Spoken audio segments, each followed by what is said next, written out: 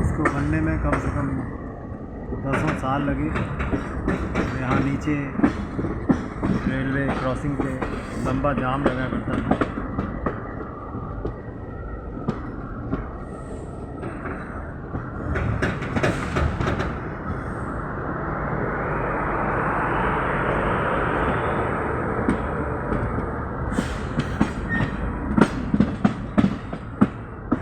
अब इस ओवरब्रिज के बन जाने के बाद राहें आसान हो गई हैं।